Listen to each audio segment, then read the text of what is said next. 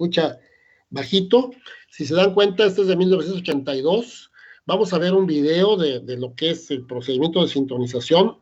Todo esto ya lo hemos estado tratando en las presentaciones. Empezamos desde entender el lazo de control, etcétera. Hay puntos que se va a ir parando y que pide hacer revisiones. Yo voy a seguir más o menos ese procedimiento, en donde no haya mucho que remarcar, pues lo seguimos. Van a estar viendo que la variable medida, la variable controlada, la variable manipulada, etcétera. Entonces, voy a iniciar el video. Si alguien, por favor, empieza con la grabación para que quede grabado, ¿ok? Espero, ya van un par de veces que tengo problemas con la señal, pero bueno, espero que no nos dé tanta lata. Entonces, si empieza alguien a grabar, por favor, autorice ya la grabación y...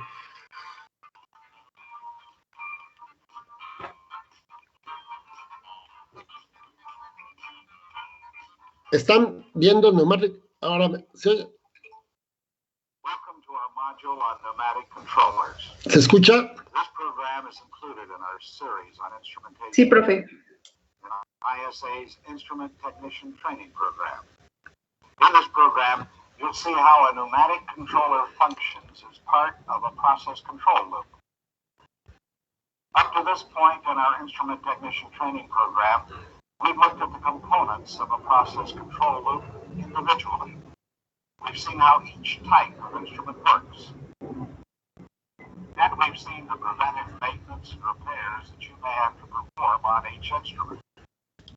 Maintaining and repairing the individual instruments in a process control loop are important parts of your job because these procedures keep the instruments working correctly. But there are additional maintenance procedures necessary to make the process control loop as a whole function properly. So in this program, we'll focus on how the instruments in a process control loop work together. And we'll see how you, the instrument technician, can help to make that process work as efficiently as possible. Before we go on, let's take a minute to review the components of a feedback control loop. I'll use a simplified example of a typical temperature loop to review how the instruments work together to control the process temperature. This temperature control loop uses steam to heat the water in our process. Cold water enters the bottom of the tank. The water is heated as it passes over and around the steam-filled coils in the tank. The heated water leaves the tank at the top. The temperature of the water in the tank is a controlled variable in this loop. This control system is called a feedback control loop because information about the controlled variable is fed back to the controller. Let's see how. This loop has a sensor that measures the temperature of the water in the tank. The sensor is connected to a temperature transmitter. The transmitter sends the information about the water temperature in the form of a standardized signal to the controller. The controller decides what action is necessary to maintain the water at the desired temperature for the process.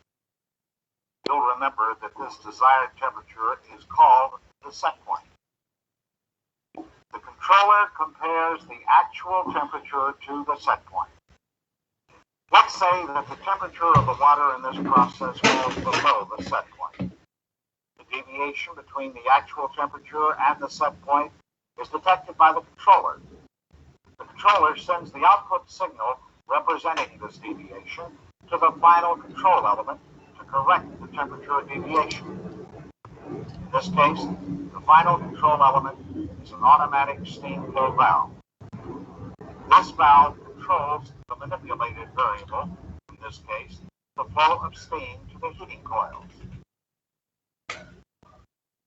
So to raise the temperature of the water, the valve must be opened further. When the valve is opened further, the flow of steam through the coils increases. The water temperature rises as it passes over the hotter coil. Information about the controlled variable continues to be sensed and fed back through the loop to the controller. As the water temperature returns to the set point, the controller signals the valve to take action to maintain the temperature of the water at the set point. The value of the controller's output signal to the valve changes. The changed output signal causes the valve to reduce the flow of steam, slowing down the heating process. This should keep the temperature of the water near the set point. As you can see from this example, the controller is a very important component in a feedback control loop. The controller receives information about the process and makes decisions to keep the process working efficiently. In this program, we'll see how the controller and the process interact. We'll see how to make the controller and the process work together as effectively as possible. But before we go on, take some time to review the basic aspects of process control that we've seen here. You'll find more information about process control theory in your text.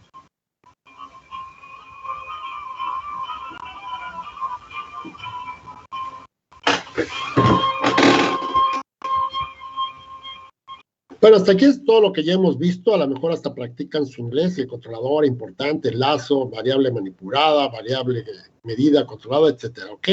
Le seguimos.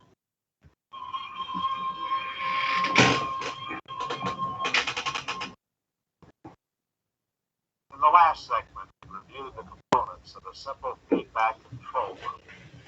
We talked about how these components work together to maintain control of a process variable such as temperature. In this segment, we'll look a little more closely at how the controller interacts with the process to maintain good control. The primary function of the controller is to keep the controlled variable as close as possible to the set point. Now, process control would be unnecessary if nothing in the process changed. We could just set a control valve at the correct point and the process would operate efficiently. But this isn't the way most processes work. There are factors in the process that can cause the controlled variable to deviate from the set point. This is why we need a controller. The process conditions that cause a deviation from the set point are called disturbances and load changes. These disturbances and load changes are what make controller action so important to the process. Let me show you how a disturbance can cause a deviation from the set point. I'll use the temperature process that we discussed in the last segment as an example. You'll remember that the controlled variable in this process is the water temperature. One disturbance that can cause the temperature of the water to deviate from the set point is the change in the temperature of the incoming water. For example, if the temperature of the incoming water rises and the steam flow rate remains constant, the temperature of the water in the tank will probably go above the set point. That's because the hotter incoming water is exposed to the same amount of steam as before. But since it starts at a higher temperature, the resulting temperature of the water in the tank will be higher. Now let's see how a load change can cause a deviation from the set point. An example of load change might be a change in the flow rate of the outgoing water. For example, an increased outlet flow rate causes the water to pass through the tank more quickly. As a result of this increased flow rate, the water will not be heated by the steam in the coil for as long a period of time as before. So the resulting temperature of the water in the tank will fall below the set point.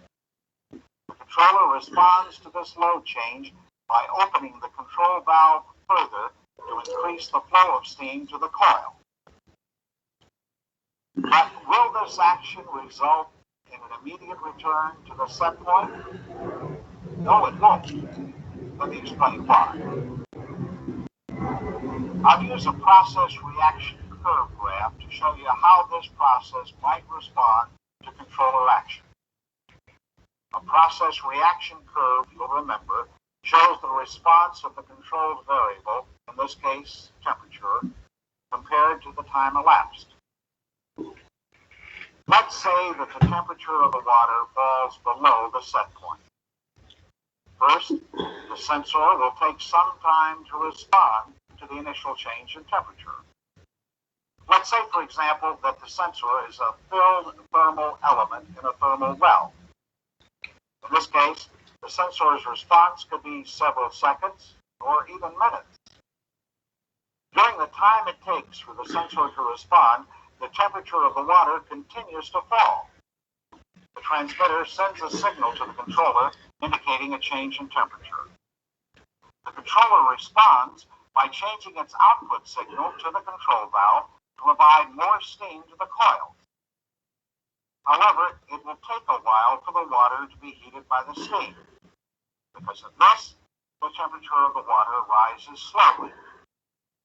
As the temperature of the water gets back to the set point, the controller will reposition the steam valve to reduce the steam flow. But the increased steam that we had in the coils earlier has heated up the coils. So the temperature of the water continues to rise until this heat is dissipated.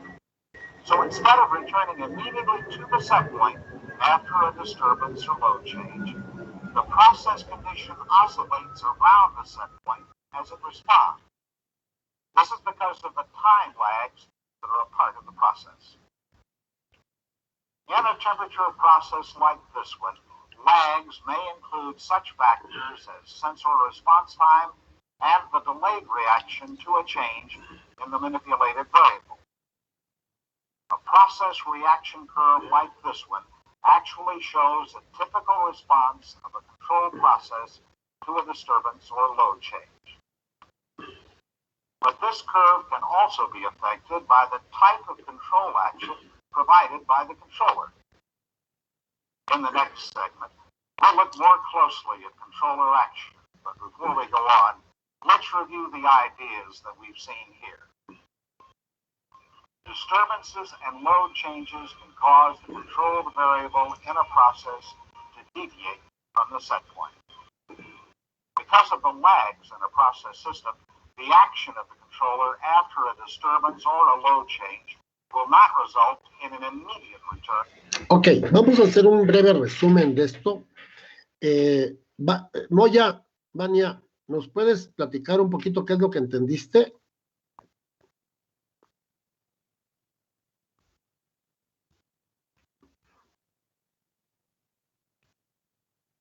Moya, ¿ahí estás? Sí, aquí estoy, profe. ¿Me puedes platicar un poquito? Pues yo no lo escuché muy bien, pero aparecían ahí como unas grafiquitas y mostraba, bueno, ahorita estaba mostrando lo que es el tiempo con respecto a la temperatura. Ok, perfecto. ¿Qué más? ¿Qué es lo que está? Esa se llama, ¿cómo se llama esa curva? La grafiquita que se llama curva de reacción del proceso. ¿Ok? Noriega, antes de que se te vaya tu internet, a ver qué entendiste tú.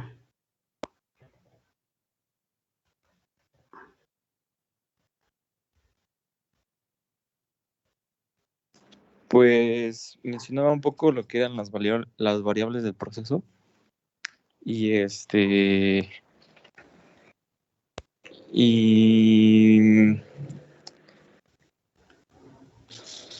¿Qué es lag time? What do you understand when say lag time? Es el tiempo de retraso que toma la señal. Hay veces que hay un lag o un retraso entre lo que nosotros recibimos a lo que sale del punto de salida a donde va. Es el tiempo. Recuerda que esa parte es muy importante porque también estamos viendo la curva de reacción del lazo cerrado. Cuando hacemos esta es la curva de reacción, es lo que analizamos nuestro proceso. Cuando vimos ayer el lag time, era también muy importante ese tiempo de retraso para hacer la curva del lazo abierto. ¿Qué pasa? ¿Qué significa esto? ¿Qué parámetros están afectando estos retrasos? A ver, Cepeda, hazme un resumen rápido de lo que escuchamos. Realmente ya lo hemos visto todo, ya hemos platicado todo, ¿qué es lo que le está afectando a esto? ¿Me puede hacer un resumen rápido? Español, traducido.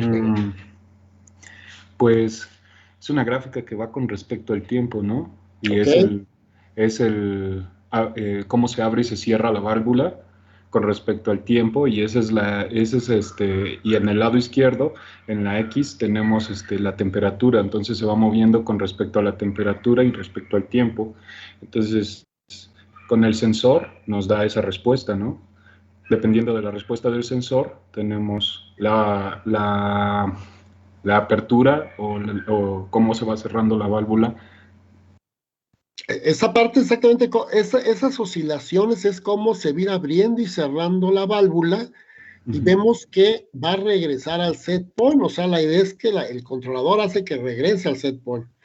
Y además nos comenta que la respuesta no es inmediata, depende. O sea, aunque el sensor tiene un tiempo de respuesta que podrían ser minutos, ya cuando detecta la temperatura va a seguir bajando hasta que reaccione. O sea, hasta que, así como se queda dormido ustedes, ¿no? Hasta que el micrófono, el rollo que me echan ahí que no reacciona. Ya cuando empieza a reaccionar, empieza a subir la temperatura. Y después se va a pasar otra vez, como habíamos platicado. Eso depende de las capacitancias y las resistencias propias del proceso y de los tiempos de respuesta. Como decía ahí, oye, pero el sistema del intercambiador, el sistema va a seguir caliente. Entonces, hasta que se baje la temperatura va a estar oscilando. Esas oscilaciones nos da la curva de respuesta del proceso, y eso es lo que vamos a estudiar para después hacer el lazo de sintonización. Ok, bueno, seguimos adelante y ya esto lo estamos grabando y vamos entendiendo. Adelante. Typical response to a disturbance or load change might produce a process reaction curve like this one. ¿Se escucha? Está más bajito. Review these ideas with your instructor before we go on. O sea, ya revisaron las ideas conmigo. ¿Están de acuerdo? Ya. In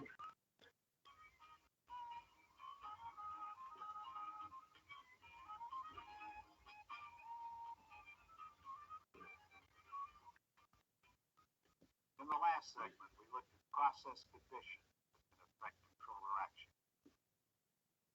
In this segment, let's take a closer look at the controller to see how it affects the process. We'll use a proportional controller as an example. As you'll remember, in a proportional controller, the amount of control action is adjustable. You can change the amount of proportional control action to fit the needs of the process. On the controller, the manufacturer will have an adjustment for proportional control action. Usually, this adjustment is called either proportional band or proportional gain.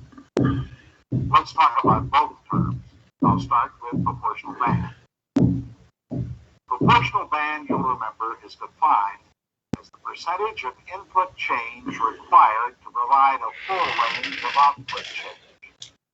I'll use a simple diagram to illustrate this idea. For example, if it takes 100% of the input to give a full range of output, the proportional band is 100%.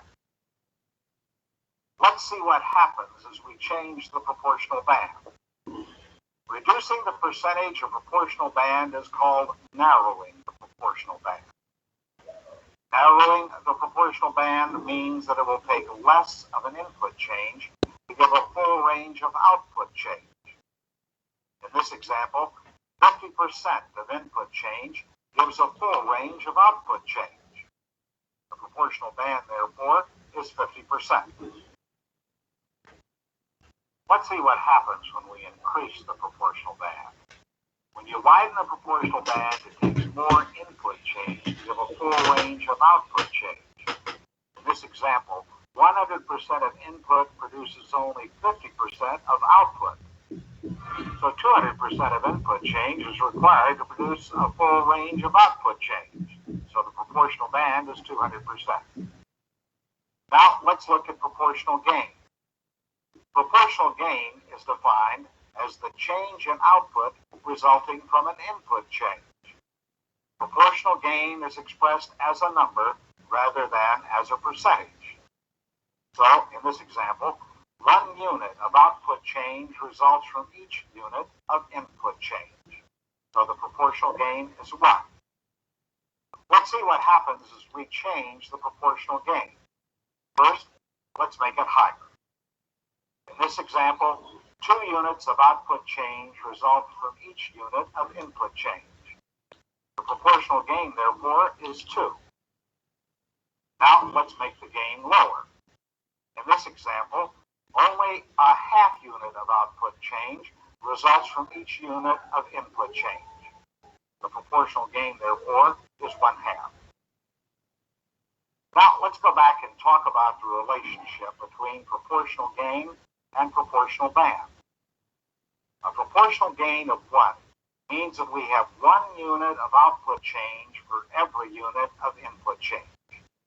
Notice, this corresponds to a proportional band of 100%. That's because it takes 100% of the input to produce a full range of output. A proportional gain of 1, then, corresponds to a proportional band of 100%. What about a higher gain?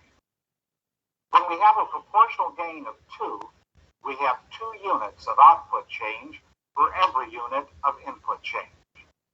But notice, it only takes 50% of the input change to produce a full range of output change.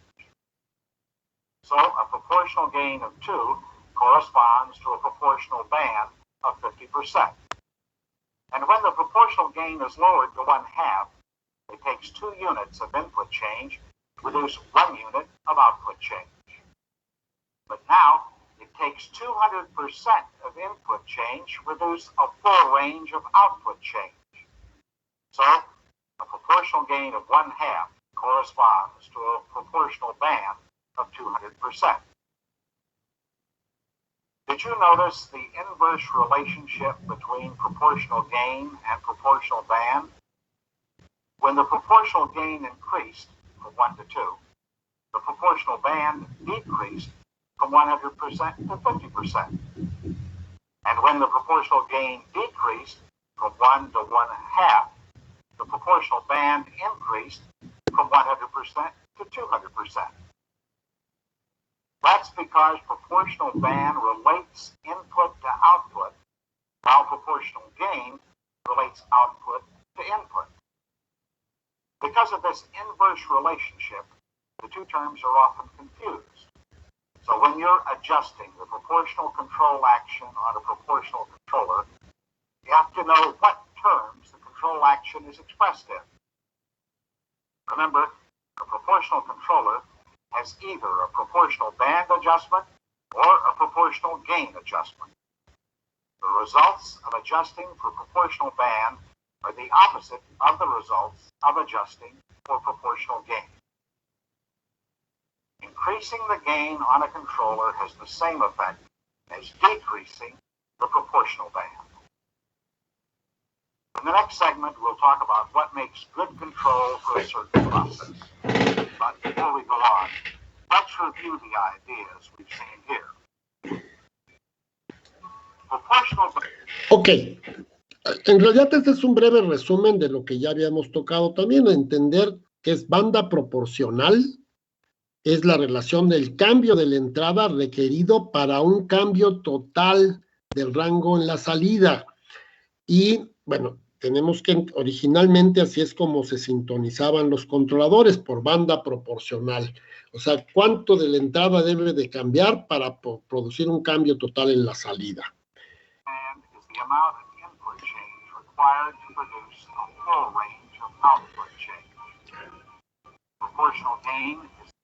Y la ganancia integral.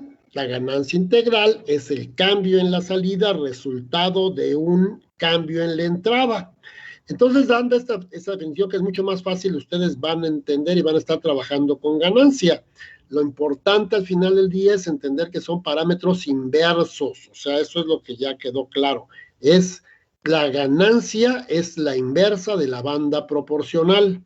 La banda proporcional se da en %. O sea, y además el cambio en la ganancia es el cambio en la salida, resultado de un cambio en la entrada.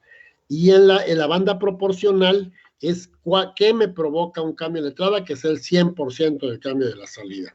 Son funciones inversas. Lo que vieron ahí son los botones neumáticos de un controlador. Los controladores antes era proporcional, integral y derivativo, 3 módulos diferentes, por eso era pedirlos de acuerdo a las necesidades. Hoy en día una electrónica, hasta un controladorcito de a 2 pesos trae los 3 modos, ¿no? Porque son operacionales. Y además, hoy en día yo selecciono si quiero hacer ganancia o banda proporcional. Lo importante es saber que estoy sintonizando alguno de estos dos, ¿ok? Ya lo habíamos discutido anteriormente y este es el concepto básico para la parte de sintonización. ¿Alguna pregunta? Hasta aquí voy a seguir adelante. Si hay dudas, por favor, levanten su mano, ¿ok? Bueno, ya la parte de traducción lo vamos a ir viendo. O sea, todo este rollo que se aventó es lo que ya habíamos platicado nosotros. Output resulting from an input change. Proportional band and proportional gain are inversely related to each other. So be sure to know what kind of adjustment is found on the controller you're tuning, and be sure to make the adjustment correctly. Review this material with your instructor before we go on. Esos botoncitos son los que les comento que es el ajuste de ganancia integral.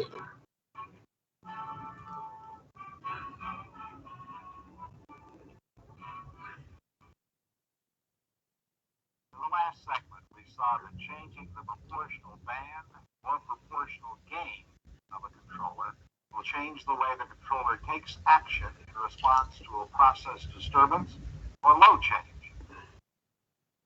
In this segment, we'll look further at process conditions and proportional control action. And we'll talk about what makes good control in a certain process. Basically, there are 3 objectives for process control in industry. Safety. The process must ensure the safety of personnel and prevent damage to equipment. Production rate. The process must be able to meet the production demands of the facility. And product quality. The process must be able to make a product of a consistently high quality.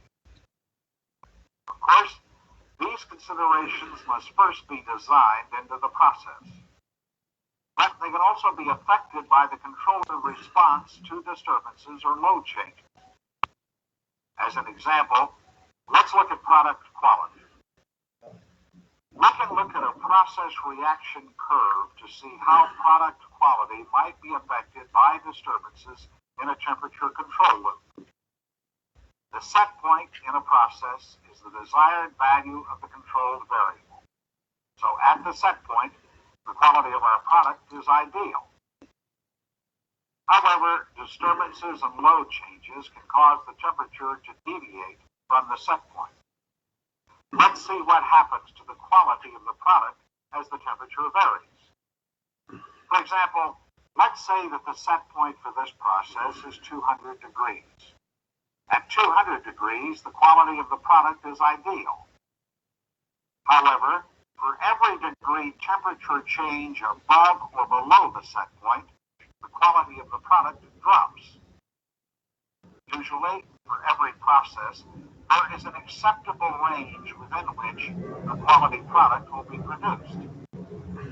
Let's say that for this product, the quality is unacceptable whenever the process varies more than 2 degrees above or below the set point. This gives a 4-degree range of temperature deviation before the product is considered unacceptable. Now let's see how the quality of our product is affected as the controller responds to a disturbance. Even though the process temperature varies from the set point, only product produced outside the quality limits will be unacceptable. So, it's important in process control to keep the conditions of the process within the quality limits as much as possible. This means 2 things. limiting the amount that the process varies from the set point and getting back to the set point as quickly as possible. You'll find that in many processes, the controller is adjusted to produce a response curve that looks like this. A major characteristic of the curve is that it has what is called a decay ratio of 1/4. The decay ratio refers to the decreasing size of the peaks of the process reaction curve. In a curve that has a decay ratio of 1/4, the size of peak B is 1/4 the size of peak A. The size of peak C is 1/4 the size of peak B, and so on. This 1/4 decay ratio curve is, of course, only one guideline for good control. To a certain extent, the requirements for good control vary from one process to another. This 1/4 decay ratio curve was developed in 1942 by two engineers named Ziegler and Nichols. This curve is the basis of a controller adjusting procedure that we'll see in the next few segments. But before we go on, let's review what we've seen here about the guidelines for good control. The concept of good control varies according to the requirements of the process. But for all processes, safety, production rate, and product quality must be considered. For many processes, a process reaction curve with a decay ratio of 1/4. Ok, en realidad igual, o sea, de esto ya hemos tocado bastante los puntos. Básicamente el set point significa calidad, seguridad, productividad. Y lo que estamos viendo es la curva de reacción de 1/4. Ya habíamos platicado, ¿no? El pico, el siguiente pico es 1/4 del primer pico. Y esas oscilaciones van a establecerse hasta que se quede sintonizado el lazo. Vamos a ver esta parte del procedimiento. Hasta aquí, todo esto ya lo hemos estado analizando en las diferentes sesiones. Bueno, viene en inglés, espero que entendamos y cómo hicimos el estudio del proceso con esta curva de reacción, que es lo que estamos viendo. Y ya entendimos lazo de control cerrado, feedback, retroalimentación, tiempo de retardo. Estamos estudiando las características del proceso. En lo que sigue vamos a ver, voy a dejar de compartir y voy a presentarles el otro video, bueno, para terminar la grabación.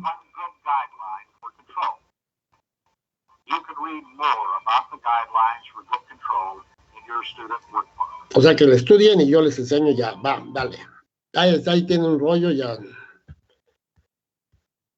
Ok. Voy ahora a presentarles.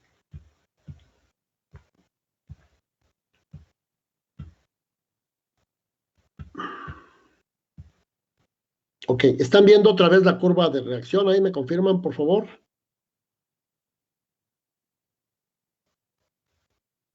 Sí Todavía no se ve. Ya se ve, profe. Ok, perfecto. Ahora voy a empezarlo. Me confirman que se escuche. Es la continuación del video. Yo sé que está muy bajito, la verdad no sé qué pasó. Ya le subí todo. A ver, que se escuche, por favor. Ya, profe. Listo, gracias. Ahí está. Adjusting the controller is called controller tuning. In this segment, we'll see the preliminary steps for tuning a controller. These steps are usually performed no matter what tuning method you use. You may be asked to tune a controller when the controller is not maintaining the process within a desired range. For example, an oscillating pattern like this on the chart recorder may indicate that a controller needs tuning. But oscillations could also indicate a problem somewhere else in the loop, such as with a transmitter or a valve. And if the oscillations are not caused by the controller, tuning may not solve the problem. So before tuning the controller, it's important to find out whether the rest of the loop is operating correctly. Before making any adjustments to the controller, the technician will check out the loop in the field. He's careful to clear his activities with the control room, as these activities may disrupt the process. Then he'll examine the loop diagram so that he's familiar with the components of the loop and how they work together. Of course, the specific procedure for checking the operation of a loop will be different for every loop. However, any operational check should begin by finding out whether the loop as a whole is functioning. This particular loop controls the temperature of water flowing through it. The position of the float on this rotometer is one way to confirm that the loop has water flowing through it. Checking the reading on a temperature indicator is one way to verify that the heat source for the loop is functioning. So this loop as a whole appears to be operational. Next, the technician will check each of the instruments. This loop has a temperature transmitter, temperature controller, and a temperature control valve. The technician starts at the temperature transmitter. He identifies the instrument from the number on the diagram. And he'll check for a recent calibration sticker on the instrument. Then he checks to see that the temperature indication on the transmitter is correct by comparing it to the temperature reading on the indicator in the process that he recorded earlier. To check the operation of the transmitter, the technician will compare the temperature reading on the transmitter to the temperature indication at the controller.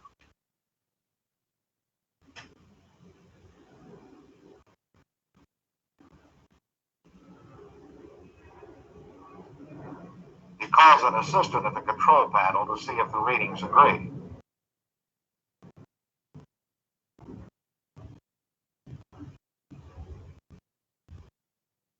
The assistant checks the indication on the controller to see that the temperature readings agree.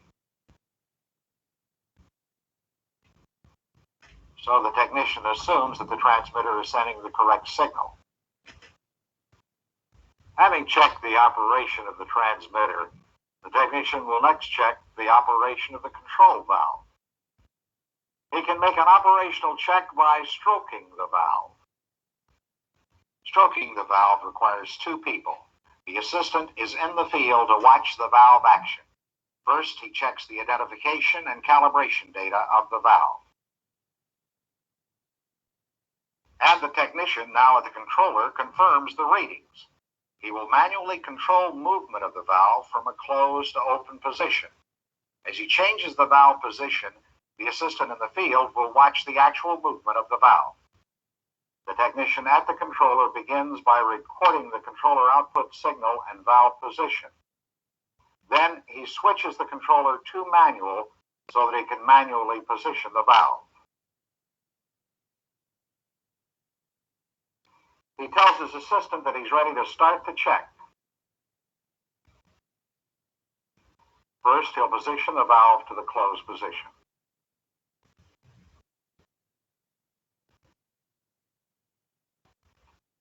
On this controller, he'll set the output at 0%.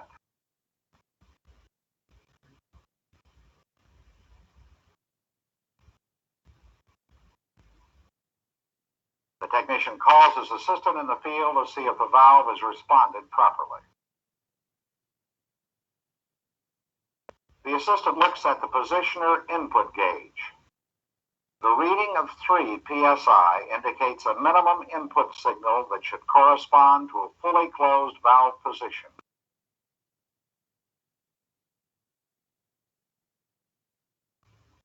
Then the assistant checks the physical position of the actuator step. It too is in a closed position. So the assistant informs the technician at the control panel that the valve is properly closed. The technician at the control panel records the results of the check.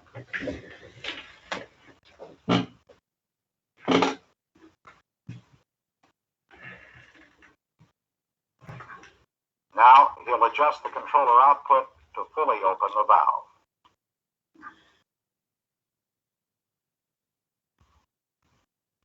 The valve is fully opened by changing the controller setting to 100%.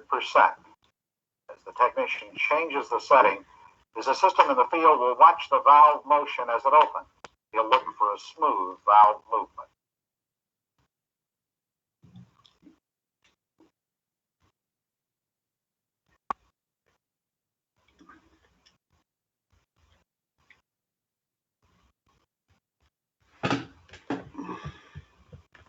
Now, at the valve, the positioner input signal rises to 15 psi, indicating that the valve should be fully open. The actuator stem is at the highest position, also indicating that the valve is open. So the assistant notifies the technician at the control panel that the valve responded properly. Having checked the transmitter and valve and determined that they're working properly, the technician is ready to check the controller. We'll see how to do that in the next segment. But before we go on, let's review the material we've seen here. A controller is only one part of a process control loop. Before tuning the controller, the technician should be sure that the loop as a whole is functioning properly. He should also verify that each of the other instruments in the loop is operating properly. Review this material with your instructor before we go on.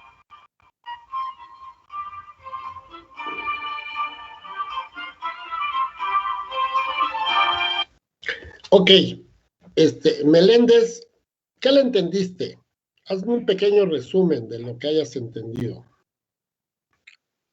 Pues que estaba como calibrando el set point. Algo así entendí. Vamos a separar el lazo.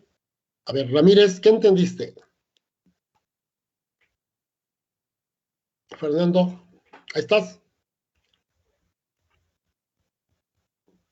Sí, profe, pero como que se traba un poco. Se escucha bajo. Flores, ¿qué entendiste?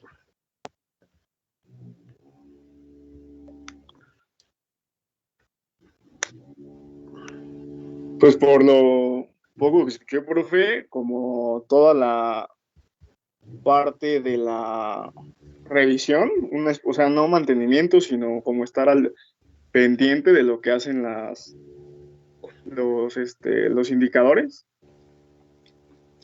Cada uno de los componentes del lazo, o sea, si se dan cuenta, va y revisa mi diagrama de lazo, o el típico, y voy a revisar cada uno de los componentes del lazo para asegurar que está funcionando. Eso es lo que tenemos que hacer siempre, o sea, separarlo y ver cada uno de los elementos por separado.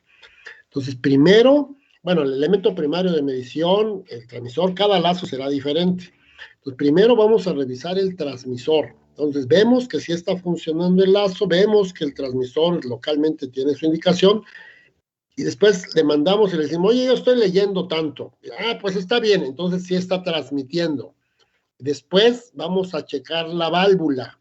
¿Pero qué hace para checar la válvula? Esto es muy importante. ¿Qué es lo que tiene que hacer para checar la válvula? Ahí lo estamos viendo. ¿Qué es lo que tiene que hacer para checar la válvula? Try to remember about it. ¿Qué es lo que tiene que hacer el operador para checar la válvula? Pues hace pruebas primero para ver si sí está cerrando o abriendo. Pero ¿qué es lo que tiene que hacer para abrir y cerrar la válvula? Para abrir y cerrar la válvula desde el controlador, ¿qué tiene que hacer? ¿Qué están viendo en la imagen? ¿Qué hace? Lo está poniendo en manual, ¿no? La pasa de automático a manual. O sea, un controlador en automático se mueve el set point. Para mover la válvula, yo lo paso a manual y entonces la señal que yo ajusto es la señal de la válvula. Ya no está actuando, en manual no está actuando los parámetros, estoy yo moviendo directamente la válvula.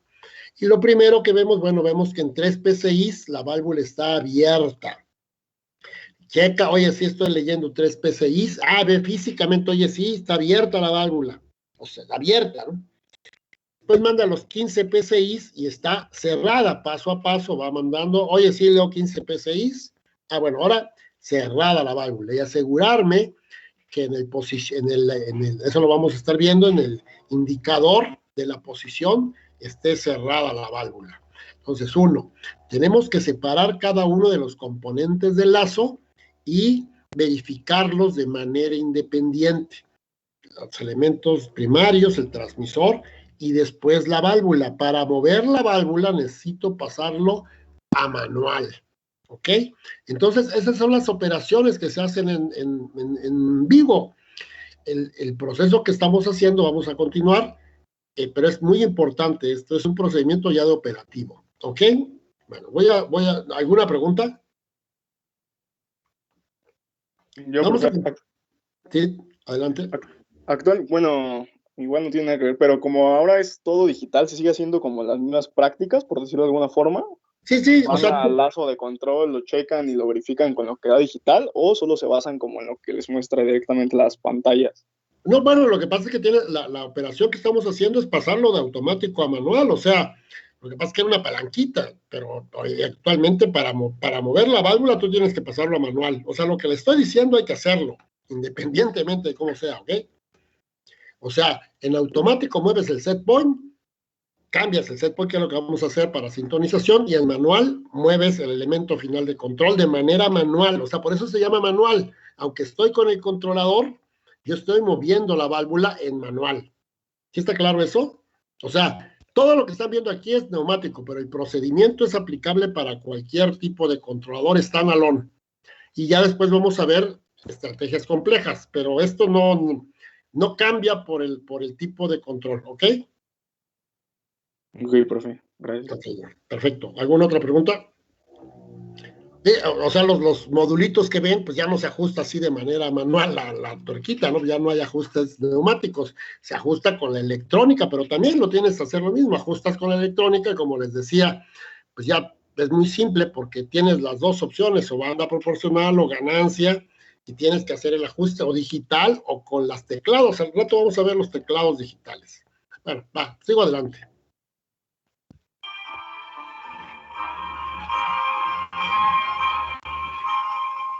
In the last segment, you saw one of the preliminary steps in tuning a controller, checking out the other instruments in the loop to see if they're operating properly. In this segment, we'll begin the tuning process. But before we go on, there's another preliminary step before tuning. We must find out whether the loop can, in fact, be made stable under manual control. If the loop can't be stabilized under manual control, it probably can't be tuned successfully. There may be other problems in the loop affecting the controller action. To find out whether the loop can be stabilized, the technician puts the controller on manual, then he watches the process chart record as he changes the valve position. The technician continues to change the valve position until the size of the oscillating peak starts to decrease. He wants to stabilize the process as close as possible to the set point to avoid upsetting the quality of the product.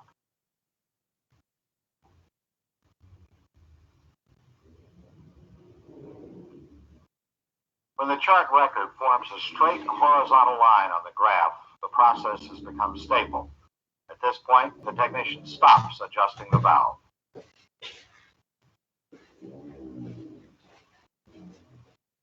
The technician notes the valve position that made the loop stable on manual control.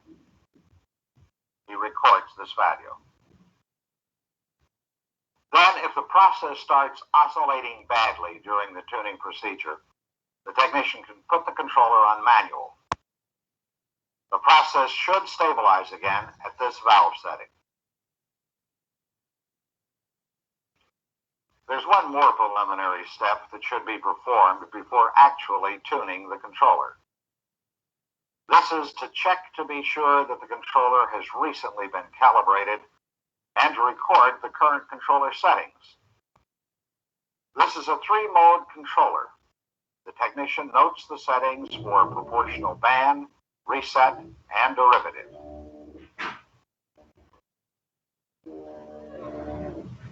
He records these as-found settings on the controller label.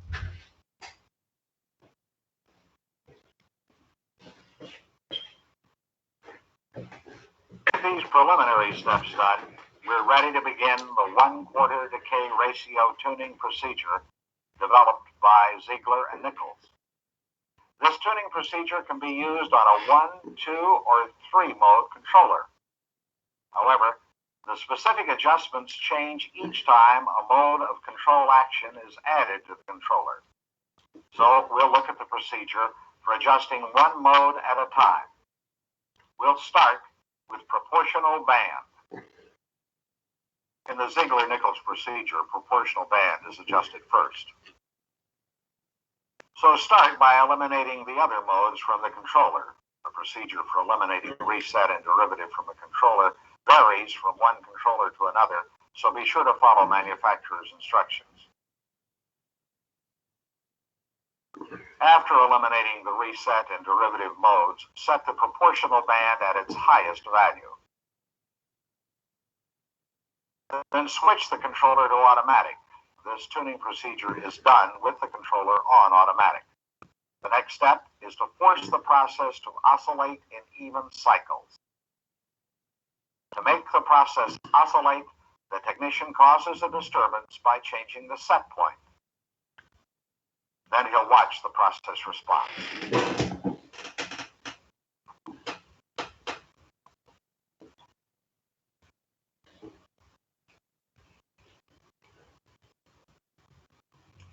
As soon as a change in the process variable registers, the technician will return the set point to its original value. This keeps the disturbance to a minimum. On the recorder, you can see that the process responds with an initial peak. Then it becomes stable. This is because the proportional band setting is too high.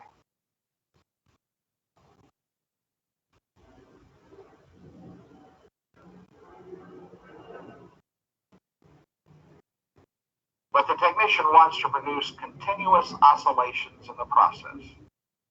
He can make the process oscillate by gradually reducing the proportional band and watching the process response until the variable cycles steadily around the set point.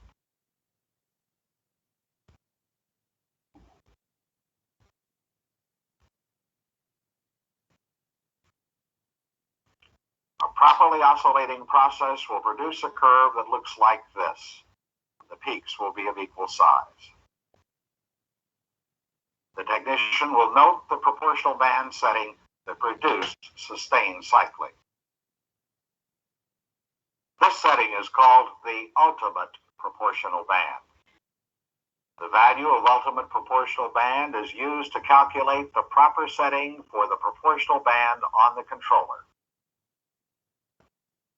The Ziegler-Nichols formula for the proper proportional band setting is PB equal PB sub U times 2, in which PB refers to the proper proportional band setting, and PB sub U is the value of ultimate proportional band.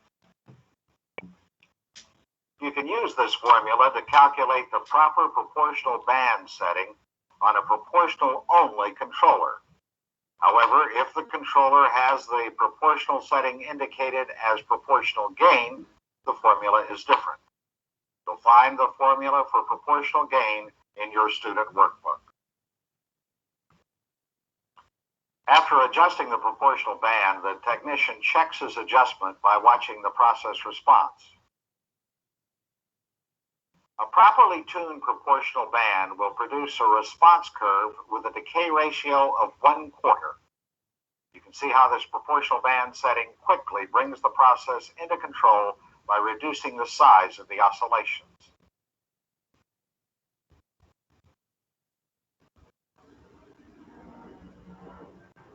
There's a large drawing of the resulting process response curve. It shows that it has a decay ratio of 1/4, since the size of peak B is 1/4 the size of peak A. If the curve's decay ratio isn't 1/4, slight readjustment of the proportional band may be necessary. Although this curve has a decay ratio of 1/4, you'll notice that it has some offset. In the next segment, we'll see how to reduce offset by tuning the reset mode of the controller. But before we go on, let's review the steps that we've seen here. Be sure that the process can be stabilized on manual control before trying to tune the controller on automatic. Using the Ziegler-Nichols tuning method, the first step is to force the process to cycle so that you can obtain the value of ultimate proportional band. Ok, entonces lo primero que tenemos que hacer, ya estamos en el procedimiento. Bueno, primero tenemos que asegurarnos que el proceso es estable. Para asegurar que el proceso es estable, en manual vamos a poner la válvula en una posición en donde esté el proceso y no haya perturbaciones, el proceso es estable. Este procedimiento es de lazo cerrado, como dijimos, entonces el controlador se va a pasar a automático. Y la perturbación que hacemos es un pequeño cambio en el set point. Ese cambio en el set point es el escalón, aplicamos un escalón. Cuando nosotros, por lo primero que ya quitamos, ahora vamos a quitar lo que es el factor integral y el factor derivativo al mínimo que permita, de acuerdo al manual del operario. Eso es lo que hacemos también en otro controlador. Y vamos a poner el valor más grande de banda proporcional. ¿Qué significa esto? Cuando yo pongo el valor más alto de banda proporcional, ¿cómo es mi ganancia? Es pregunta. Alzando su mano. ¿Cómo es la ganancia? El valor más grande de la banda proporcional, ¿cómo es la ganancia, Sandoval? Sería el más mínimo, ¿no? El más bajo valor de ganancia. Y entonces vamos a ver la respuesta. Y vamos a ver que pues, es muy lenta la respuesta, ¿no? Vamos a un sistema sobreamortiguado.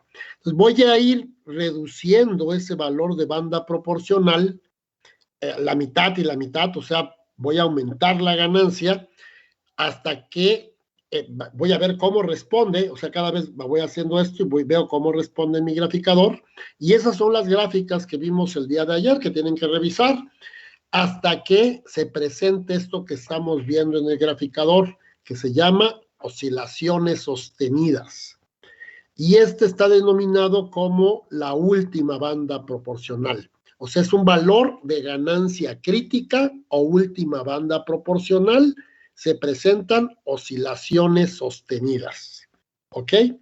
Y con ese valor es con el que el lazo cerrado yo estoy aplicando el método de Ziegler-Nichols de lazo cerrado. Remarcando, este procedimiento es entender el proceso en lazo cerrado, ¿ok? No siempre se puede. Si alguien me pregunta, bueno, pues ya está el botón de autotune, ¿qué es lo que hace? No, el autotuning es lo que hace. Esto que estamos haciendo lo hace el autotuning de manera automática. Pero bueno, tampoco lo vamos a poder usar siempre, tenemos que ver cómo se aplica, ¿ok? ¿Preguntas hasta aquí? ¿Dudas? Entonces, si nos damos cuenta, únicamente estamos haciendo el ajuste de tipo únicamente proporcional, ¿ok? Continuamos.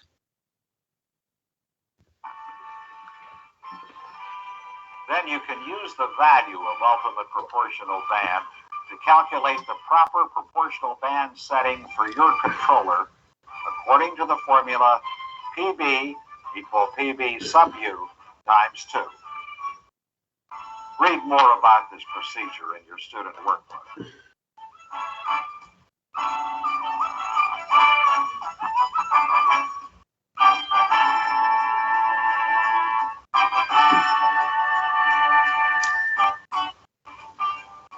In the last segment, we saw how to set the proportional band of a pneumatic controller using the Ziegler-Nichols method. In this segment, we'll use this method to tune a controller that has both proportional band and reset control action. Before we see how to tune the controller, let's take a minute to discuss the purpose of the reset mode on a controller. Here is the enlarged drawing of the process reaction curve we obtained when we set the proportional band of the controller in the last segment. When you examine the reaction curve of a process with a properly adjusted proportional-only controller, you'll see that the process does stabilize after a disturbance.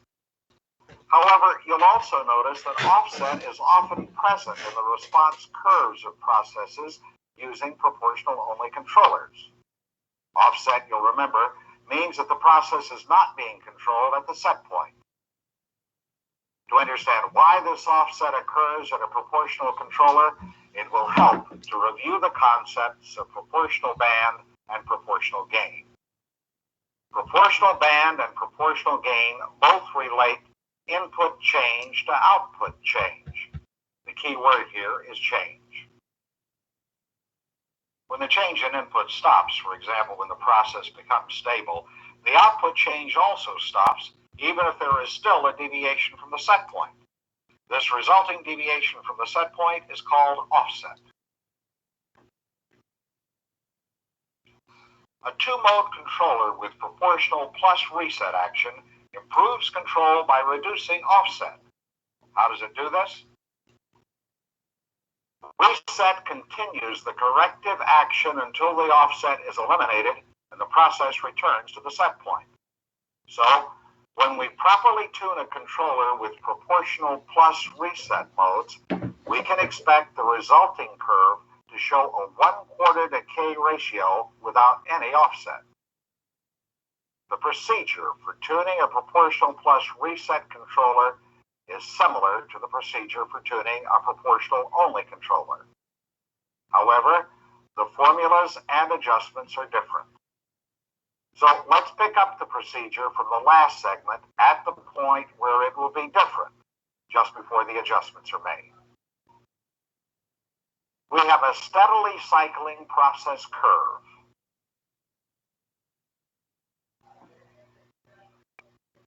And we've noted the value of ultimate proportional band. You'll remember that the ultimate proportional band is the proportional band setting that produces continuous cycling in the process. To calculate the reset setting, you need to analyze the cycling pattern on the chart recorder to obtain another value necessary for tuning. This value is called the ultimate period. You can see from this enlarged drawing that the horizontal axis on the graph is marked in time divisions. The ultimate period is the time interval between two successive peaks on the graph. In a properly cycling process, the distance between any two successive peaks is equal. The ultimate period can be calculated from the time divisions on the graph. Or you can use a stopwatch to time the interval between the peaks as they are being formed on the graph. These values of ultimate period and ultimate proportional band can now be used to calculate the proper settings for a proportional plus reset controller. The formula for proportional band on a proportional plus reset controller is PB equal PB sub U times 2.2. You may notice that this formula is slightly different from the formula for a proportional only controller. That's because the proportional and reset modes interact. When you add reset mode to a controller, you have to increase the proportional band. On this controller, reset is adjusted in terms of reset time. The formula for the reset time setting on a proportional plus reset controller is T sub I equal P sub U divided by 1.2, where T sub I refers to the reset time and P sub U refers to the value of ultimate period. The controller can now be adjusted to the correct settings. The proportional band is adjusted first, then the reset time is adjusted. To check his adjustments, the technician will impose a disturbance on the process and watch the response.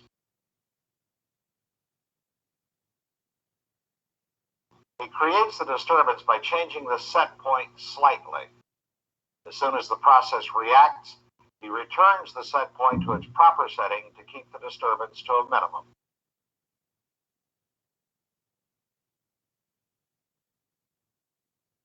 On the chart, he can watch the process response.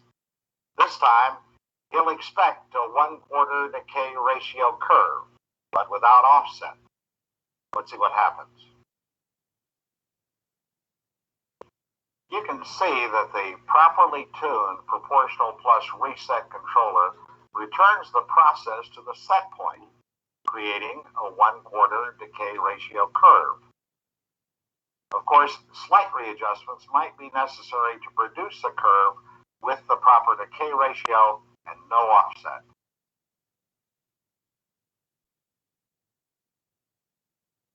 In the next segment, we'll continue the tuning procedure to see how to tune a 3-mode controller. But before we go on, let's review the steps in tuning a proportional plus reset controller. Using the steadily cycling process reaction curve, note the values of ultimate proportional band and ultimate. Ok, este es el resumen ya. Si nos damos cuenta, ahora hacemos el tiempo o lo que es el valor de ganancia integral, que va a depender, como dijimos, minutos por repetición, es el tiempo integral o reset. Por eso se llama reset, porque lo vamos a regresar al set point original, como vimos en la curva. Usamos ahora el mismo concepto de las oscilaciones sostenidas, pero vamos a medir un periodo. Por eso se llama el último periodo. Los periodos son iguales, o sea, las oscilaciones sostenidas pues tienen la misma frecuencia y vamos a obtener el periodo viendo la gráfica del eje de las X en el tiempo, sacando el periodo y de ahí multiplicamos, bueno, dividimos entre 1.2. Si se dan cuenta, el factor de la ganancia cuando en la parte proporcional también se afecta porque interactúan, como dice el amigo, ¿no? Voy a terminar del video para que dejen de grabar y hacemos ya el resumen, ya se nos acabó el tiempo. Va, rápidamente. Ahí está. Entonces, se dan cuenta, vamos a aumentar la banda proporcional, quiere decir que reducimos ganancia, ¿no? A properly tuned proportional plus reset controller will produce a 1/4 decay ratio curve without offset. Ahí está. Entonces, el tiempo, la ganancia integral me quita el offset. Eso es lo que hace, es para eso sirve. Ok, bueno, de ahí dejamos de grabar, por favor. Yo dejo de compartir y hacemos un resumen de lo que vimos. Yo estoy grabando. Ok. Muy bien. Entonces, preguntas, dudas. Vamos a la sesión de mañana la vamos a hacer como una práctica. Vamos a ver el último modo, que es el modo proporcional, el modo derivativo, perdón, el modo derivativo, y vamos a revisar el procedimiento a seguir para sintonización de un lazo. Como comenté anteriormente, bueno, lo que es que sea el equipo neumático no implica nada, los procedimientos son aplicativos. Y de acuerdo a lo como avancemos, me falta la última parte de control. Si la terminamos el lunes hacemos la revisión. La próxima semana, como le dije, vamos a hacer revisión de los documentos para hacer el examen de transmisión. ¿Ok? Preguntas, dudas. Ya ustedes tienen esta grabación, revísenlo, estudienlo, practiquen su inglés. La verdad, bueno, ya habiendo estudiado el tema, si se dan cuenta, las referencias de entender el inglés es relativamente más simple, ¿no? Porque yo ya conozco el tema. Esa es la ventaja de los cursos técnicos. En realidad ya cuando hablan, pues ya está más difícil. ¿Preguntas o dudas, por favor? No, Mari. Bueno, debería de preguntarles yo a ustedes, pero ya son 8:20, 8:17. Sí me gustaría que revisaran el video y la sesión de mañana la vamos a considerar como una práctica.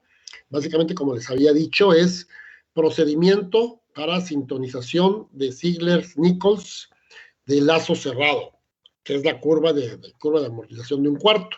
remarcando, este es uno de manera general, la aplicabilidad depende del proceso y lo que estudiamos son las curvas de reacción. Espero que eso quede claro. ¿Alguna pregunta alzando su mano? Con toda confianza. Calla, aprovechen que estoy de buenas, hombre. Profe, ¿cómo dijo que se llamaba eso, el procedimiento de sintonización de qué? Es Ziegler-Nichols de lazo cerrado. Recuerde que también tenemos el de lazo abierto, que estudiamos igual, estudiamos la curva característica o la curva de reacción del proceso. Y ahí vemos el lag time, el tiempo de retraso, y después la pendiente cuando hacemos el tempo tau de 0.63%. ¿Ok? Y lo que vamos a remarcar el día de mañana son los pasos a seguir para hacer una sintonización. ¿Ok? Y eso es muy importante porque eso, realmente las sintonizaciones en general se hacen en arranques de planta, pero ya después habría que hacer cambios y eso lo vamos a platicar el día de mañana. Yo espero que podamos terminar la parte de control para estar tocando los otros temas y lo que pasa es que faltan políticas de control, voy a subir los otros archivos y entender ya cuando veamos ahí los controladores digitales, vamos a ver que es una estación automático manual, en este caso bueno, es un botón, los otros son botones digitales y todo lo que hemos venido platicando. ¿Alguna otra pregunta?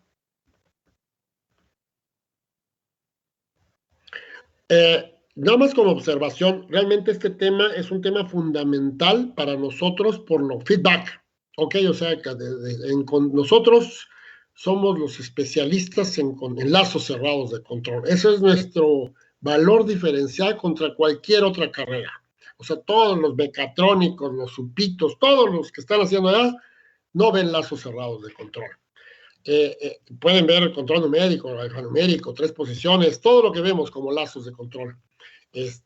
Pero estrategias de lazo cerrado que después vamos a ver que se pudiesen utilizar, que redes neurales, que control avanzado, que todo ese rollo, pero al final es entendiendo un lazo retroalimentado, vamos a entender todos los otros conceptos. ¿Ok? Bueno, pues jóvenes, los dejo, nos vemos el día de mañana, ya es viernes, gracias a Dios. Prepárense y seguimos en comunicación. No dejen de, si tienen la oportunidad, de empezar a estudiar los temas de transmisión, porque de eso viene el examen, y ya que haya preguntas para